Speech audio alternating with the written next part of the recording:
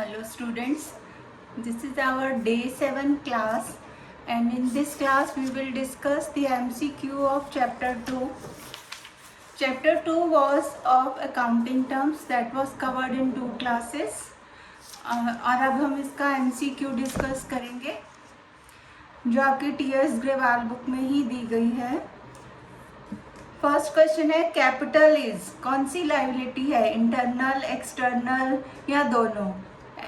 Internal liability है क्योंकि ये ओनर अपने बिजनेस में पैसा लगाता है तो ये उसी की लाइबिलिटी है ना कि वो कैपिटल बनी रहे बिजनेस में। सेकंड है goods taken by the proprietor for personal use is called drawings, ये हमने पढ़ा था, फर्स्ट क्लास में ही पढ़ा था। अमाउंट रिसीव्ड और receivable against sale of goods, जो भी सामान हम बेचते हैं, माल बेचते हैं, उससे जो भी मिलता है उसको रिवेन्यू रिसिप्ट ही बोला जाता है, तो फर्स्ट ही होगा इसका आंसर। अमाउंट पेड और payable against purchase of goods is revenue expenditure. Goodwill, goodwill किस तरह की एसेट है? इंटेंजिबल, जिसको हम छू नहीं सकते। Expenditure of revenue nature that gives benefit for more than one accounting period is categorized as deferred revenue expenditure। ये मैंने आपको सेकेंड क्लास में समझाया था जिसमें एडवर्टाइजिंग का हमने एग्जाम्पल लिया था कि एडवर्टाइजिंग का जो खर्च है उसको 4-5 सालों में राइट ऑफ किया जाता है और एक बार खर्च कर लिया जाता है, जिसका एक अकाउंटिंग पीरियड में नहीं, आगे आने वाले कई सालों में उसका हमें लाभ मिलता है। A person who owes money to a firm for goods sold on credit is called a debtor. जिसने हमारे से गुड्स खरीदी हैं और क्रेडिट पर खरीदी हैं वो हमारा डेबिटर है। ओज का मतलब भी मैंने आपको अपनी फर्स्ट क्लास में बताया था, हु इज ऑब्लिगेटेड टू पे दैट मनी, जिसने उधार लिया है वो उसको पे भी जरूर करेगा।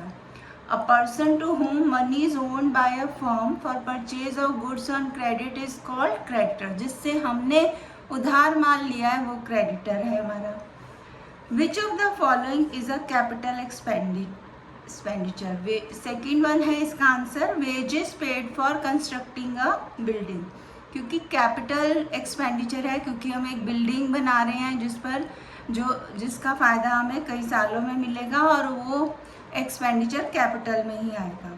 Purchase refers to the purchase of goods for resale. हम गुड्स कई बार हम जैसे एक एग्जांपल हमने इलेक्ट्रॉनिक्स शॉप का लिया था, जो इलेक्ट्रॉनिक्स शॉप है वो तो फिनिश्ड गुड्स ही खरीदते हैं ना, किस लिए खरीदते हैं? आगे रीसेल करने के लिए।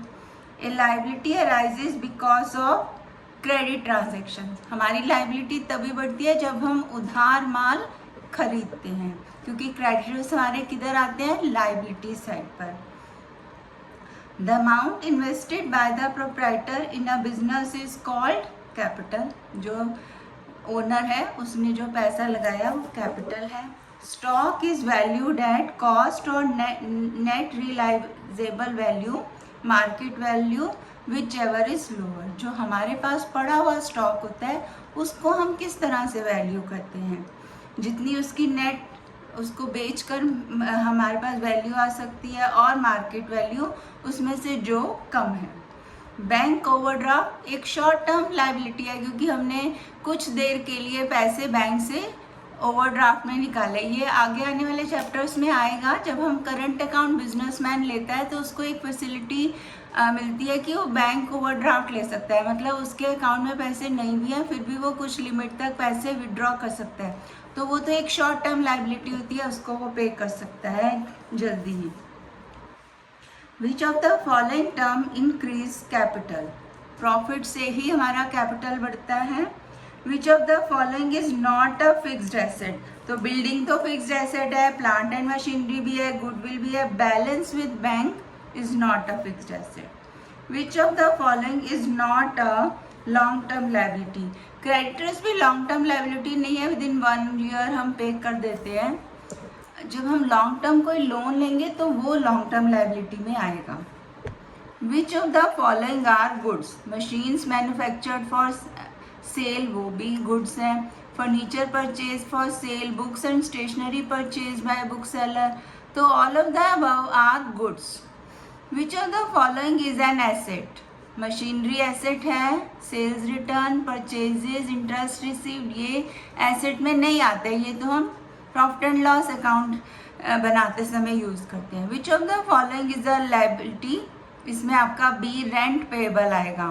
फर्नीचर, इंटरेस्ट रिसीव्ड और स्टॉक नहीं, तो इसका आंसर है rent payable. Which of the following is revenue? Sales. Which of the following is not an expense? Furniture expense है? नहीं है.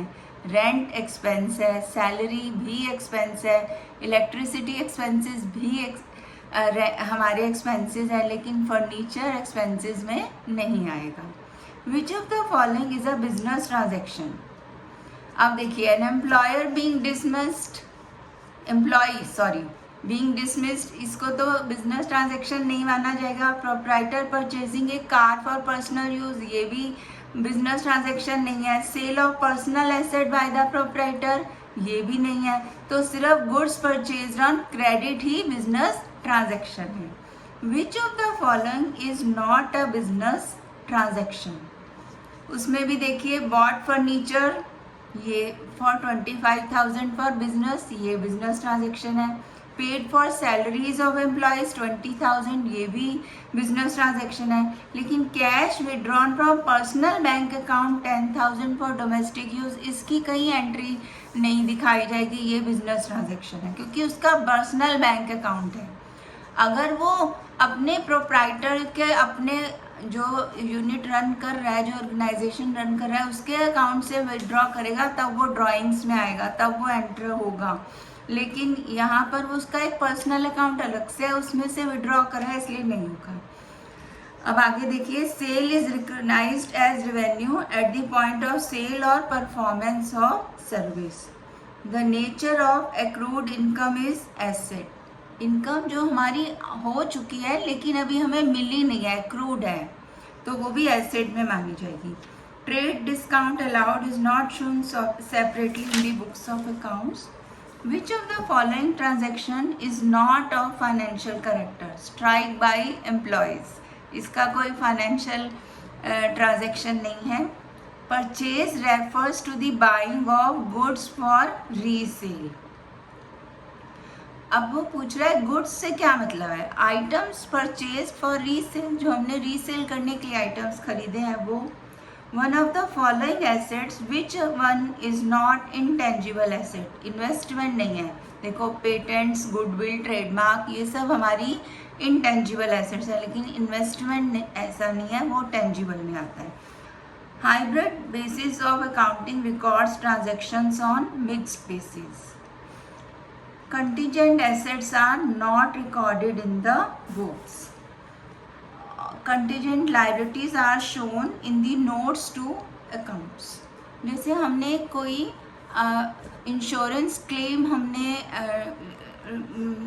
दाखिल किया है, उसके लिए मांग की है, तो वो हमारा कंटीजेंट एसेट्स में गिना जाएगा. इसी तरह से हमें कोई लॉस हुआ है और वो हमें नहीं मिल पा रहा, तो वो हमारा कंटीजेंट लायबिलिटी, जो हमें पे करना है, वो कंटीजेंट लायबिलिटी में माना जाएगा. इसके बाद देखिए, एप्रोप्रिएट वर्ड्स के साथ फिल इन द ब्लैंक्स हैं. अ person to whom a firm owes money for purchase of goods is a creditor. अभी ये MCQ में भी आया था. Amount invested by the owner in business is termed as capital. जो बिजनेसमैन ने business में लगाया है वो कैपिटल है. Amount of debts dash from the debtors are termed as bad debts. जो इरिकवरेबल होते हैं, हमें नहीं मिलते पैसे, वो बैड डेब्ट्स में जाते हैं. A person who owes money to the firm for sale of good is a debtor. The nature of capital क्या है? लायबिलिटी है. The nature of accrued income is asset. और बैड डेट्स रिकवर्ड अगर हो जाते हैं तो वो रिवेन्यू में आ जाते हैं. Purchases means purchase of goods for resale.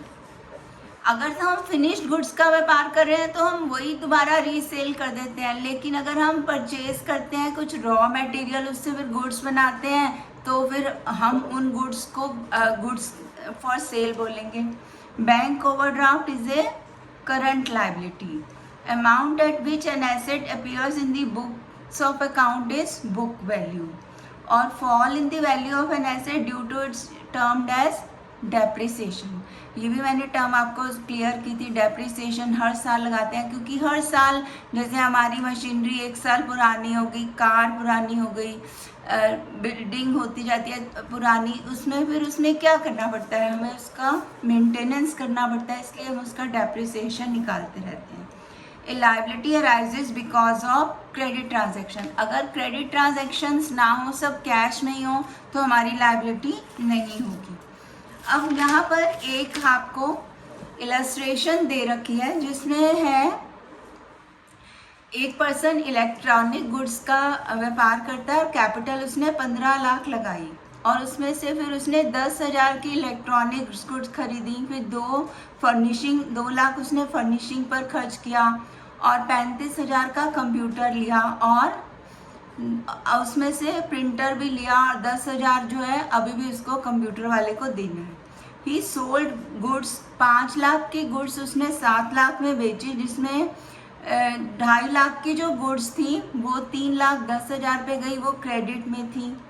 और goods sold on credit for 25,000 were return being defective. अब ये वापस आएंगी गुड्स तो उसमें से माइनस होंगी। फिर ये 20,000 की उसने उस सेलर को दे दी वापस, तो 5,000 का लॉस उसे खुद होगा। वह return to the supplier. Looking into the response he decided to trade in home appliances also and further invested 5 lakh. तो उसकी टोटल कैपिटल जो इन्वेस्ट की गई वो कितनी हो गई, 15 लाख और 5 लाख 20 लाख। ये पीछे हमसे क्वेश्चन पूछा गया है। फिर है ही purchase electronic goods and home appliances for 8 lakhs, out of which purchase of ₹2 lakh were on credit. अब इसमें एक पीछे ये भी क्वेश्चन आएगा कि उसने फिक्स एसेट्स कितने की खरीदी। सेकंड ही है, उसने 2,35,000, देखो 2 लाख पहले फर्निशिंग पर खर्च करा था, फिर 35,000 में कंप्यूटर और प्रिंटर लिया इन दी फिक्स्ड एसेट्स। वो पैसा उसने किस में लगाया, फिक्स्ड एसेट में, अपने शोरूम के लिए लगाया है ना। और परचेजेस कितने की करी थी उसने, पहले 10 लाख की और फिर 8 लाख की, तो ड्यूरिंग द ईयर। और लॉन्ग टर्म लाइबिलिटीज़ जो उसकी थी वो नील थी। करंट लाइबिलिटीज़ उसकी क्या थी, उसने क्या लिया था करंट लाइबिलिटीज़ में, एक तो 10,000 उसको कंप्यूटर और प्रिंटर का देना था, और 2 लाख की परचेजेस करी उसने क्रेडिट पर, और 5,000 सैलरीज के थे, और 20,000 की गुड्स उसने रिटर्न करी। तो करंट लाइबिलिटीज़ उसकी 1,95,000 होती है। और उसने इंश्योरेंस प्रीमियम पर जो खर्च करा, 5,000 जमा किया, वो प्रीपेड एक्सपेंसेस में आएगा। आउटस्टैंडिंग जो सैलरी उसने 55,000 सैलरी दी थी और 5,000 वर येट टू बी पेड, वो आउटस्टैंडिंग सैलरी में आएगा। और डेबिटर्स से उसे कितना पैसा लेना है, 3,10,000 की क्रेडिट पर गुड्स बेची थी, और उसमें से 25,000 की रिटर्न हो गई थी, तो 2,85,000। और अमाउंट ड्यू टू क्रेडिटर्स उसके पास कितना है, 1,80,000। 2 लाख की बेची थी, खरीदी थी, और उसमें से 20,000 की रिटर्न कर दी थी।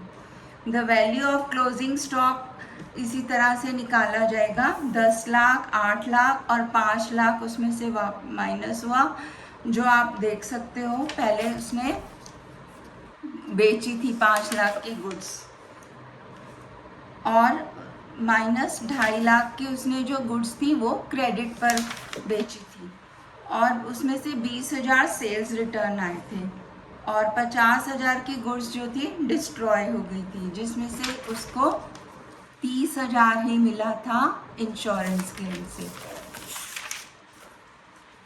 The amount of net purchases is 17,80,000। The amount of trade discount is 15,000, और कैश डिस्काउंट उसने कितना दिया था, 5,000। ये देखिए उस समय उसके पास 5,000, जब उसने पेमेंट करने लगा तो उसने जल्दी दे दी, तो उसने उसको 5,000 का डिस्काउंट दिया। वो कैश डिस्काउंट में आ गया। ड्राइंग्स जो उसने अपने लिए निकाला वो 30,000 30,000 वो ड्राइंग्स में आएगा। सेल्स रिटर्न 25,000 है और परचेज रिटर्न जो है वो 20,000 है। इसमें एक कंटीजेंट लाइबिलिटी भी आती है। लास्ट में एक पॉइंट है, Gyan had filed a compensation claim of 10,000 in consumer court against Gurman which is pending for decision. तो ये इसकी कंटीजेंट लाइबिलिटी है, कंपनसेशन का क्लेम इसने डाला है।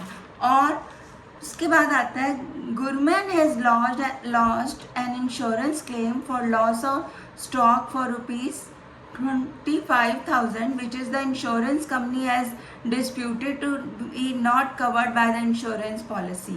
उसके लिए उसने एक लॉ सूट फाइल किया है। तो ये उसकी एसेट है जो उसका बन रहा है, वो उसे मिलेगा, अभी मिला नहीं है, क्रूड इनकम आती है ये, तो इसको कंटीजेंट लायबिलिटी एसेट में रखेंगे।